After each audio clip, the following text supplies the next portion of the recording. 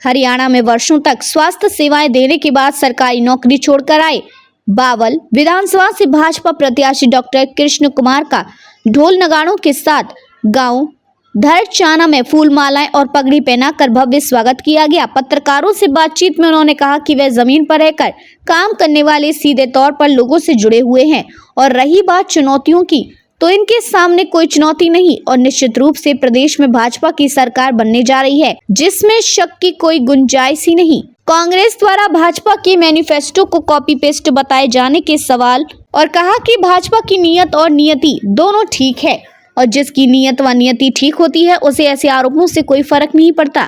उनसे जब सवाल किया गया कि भाजपा मैनिफेस्टो में किए गए वादों को कैसे पूरा करेगी और बजट कहां से आएगा, तो कहा कि केंद्र में जब सरकार बनती है तो बजट भी उसी वक्त तय किया जाता है और केंद्र सरकार के पास बजट की कोई कमी नहीं।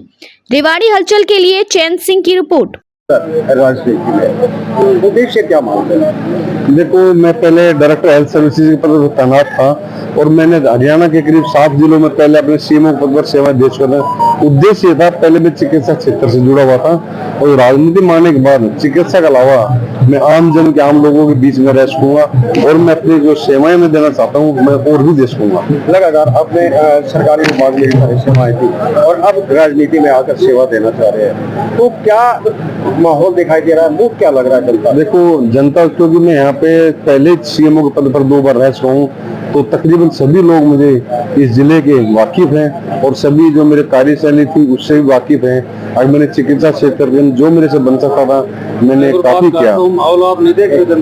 तो उसके बाद जैसे कि आपने अभी देखा, लोगों ने ढोल नगाड़ों से स्वागत किया है, डीजे से स्वागत है, फूल मालाओं से और मुझे तोला है। इससे आप सभी लोगों को माहौल पता लगता है, लोग कितने इच्छुक हैं और आने वाले 5 तारीख को भारतीय जनता पार्टी को भारी मतों से विजय बनाएंगे। मतलब आपके साथ एक प्रत्याशी जो है वो पहले भी यहाँ मंत्री रह चुके हैं और मेरे ख्याल में मुकाबला भी कांग्रेस से है। किस तरह से देखते हैं आप उस प्रत्याशी को?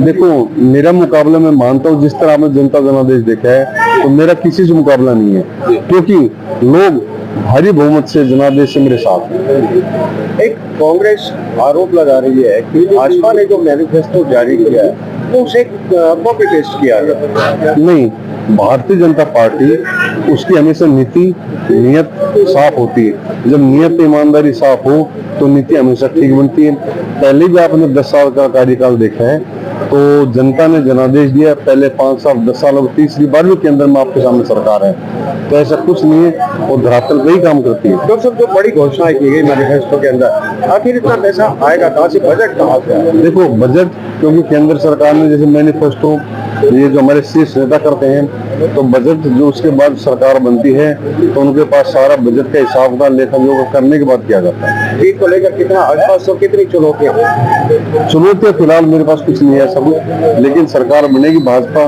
तो जरूर जैसे 10 साल पहले काम किया उससे भी ज्यादा अच्छा काम करेगी। धन्यवाद।